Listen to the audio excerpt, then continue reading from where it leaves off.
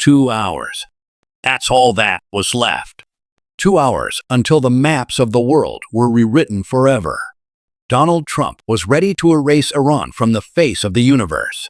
The countdown was live on television, the missiles were fueled, and global markets were in a free fall.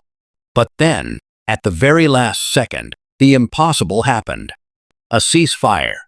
But here's the kicker. It wasn't America that won the negotiation. It was Iran.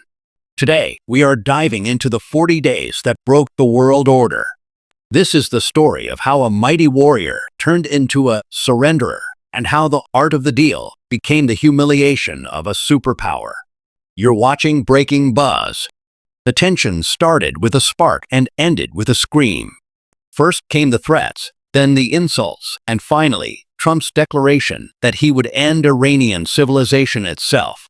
The world held its breath. Nuclear war wasn't a maybe anymore. It felt like an any minute now. In Israel, the mood was celebratory. Channel 13 actually put a countdown clock on live TV. They were watching the clock tick down to Iran's destruction. America was basically doing Israel's dirty work for free. On the other side, in Tehran, ordinary citizens were forming human chains around power plants and bridges, daring the bombs to fall. Oil prices skyrocketed past $180 per barrel. Gas prices in the U.S. hit $5 a gallon. The global economy was staring into the abyss. And then, just 120 minutes before the first strike, the announcement. A 2-week ceasefire. But when the details leaked, the shockwaves were bigger than any bomb. This wasn't a peace through strength moment. This was a total acceptance of Iran's 10-point peace proposal. Everything Trump said he would never do, he just did it. Let's look at what Iran actually walked away with. First, a binding guarantee from the U.S. and Israel that they will not strike Iranian soil. Basically, a non-aggression pact. Second, a permanent end to hostilities, not just a temporary pause. Third, and this is huge, Israel is banned from striking Hezbollah in Lebanon. But wait, it gets crazier. Trump agreed to lift all sanctions, not just the nuclear ones, but the ones that have crippled Iran for decades.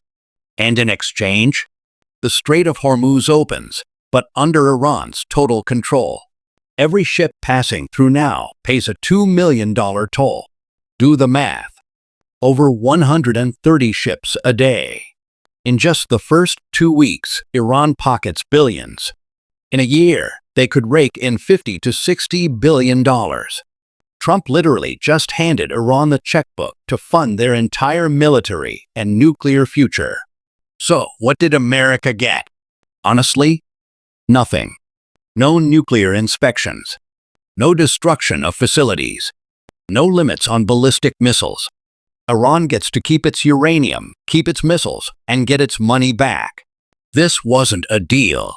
In the eyes of the world, this was a surrender. Inside Washington, the fallout is massive. People are asking, where is the art of the deal? There are already whispers of impeachment. Trump's base is confused. His enemies are empowered. But why did he do it?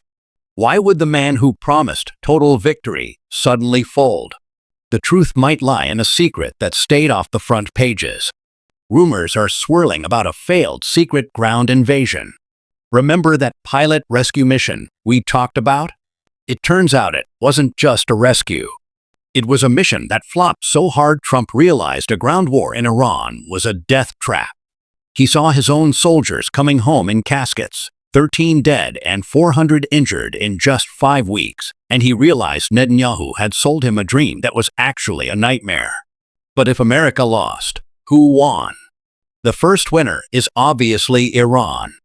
They survived the bombardment, kept their dignity, and negotiated as victors. But the real winner, the one pulling the strings from the shadows, China. While America was burning $30 billion in 5 weeks, China was playing the long game. They vetoed UN resolutions, backed Iran quietly, and then stepped in as the great peacemaker. This deal wasn't brokered in Washington. It was brokered in the shadows of Beijing. China is now the dominant power in the Middle East, and they're doing it while moving the world away from the US dollar and toward the yuan. The petrodollar is officially on life support. And then there's Russia. Putin got his revenge. While the US supported Ukraine, Russia supported Iran with intelligence and weapons. They bled the US dry and doubled their own oil exports in the process. Now, let's talk about Israel. Netanyahu is in a total meltdown. Imagine being America's most loyal partner and finding out about a ceasefire from the news. Israel wasn't even at the table. Netanyahu spent weeks promising the total destruction of Iran's nuclear program, and now he has to explain why the program is still running and the sanctions are gone. The former Israeli prime minister called it the biggest political disaster in their history. Netanyahu reacted 4 hours late, and he did it in English because he can't even look his own people in the eye. He's already trying to sabotage the deal, claiming that while he supports the ceasefire, he will not stop attacking Lebanon. This is the flashpoint.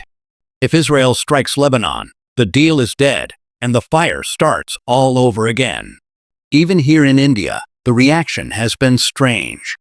For years, we were told India is the only country that can mediate between these powers. But when the time came, who was at the table? Pakistan. Through Pakistani mediators and Chinese influence, the deal got done. When our own foreign minister was asked about Pakistan's role, he responded with bitterness, calling them a broker country. But that pettiness doesn't hide the fact that we were left out of the biggest diplomatic shift of the century. So, where does this leave us? We have a ceasefire that might not last the week. We have an emboldened Iran, a dominant China, and an America that looks weaker than ever. Trump says this is the golden age of the Middle East, but history might remember it as the moment the American era officially ended. How many hours until the next countdown starts? With Israel desperate to sabotage the peace and Trump's consistency being non-existent, the world is still standing on a powder keg. We've spent 40 days watching the world change. The geopolitical maps have been redrawn, and the old rules don't apply anymore. But while the wars rage abroad, there's a war right here at home, the war for jobs and the future of our own country. And that is a war we cannot afford to lose. Thanks for watching Breaking Buzz. If you want to stay ahead of the narrative, make sure you're subscribed. The world is changing fast. Don't get left behind. See you in the next one.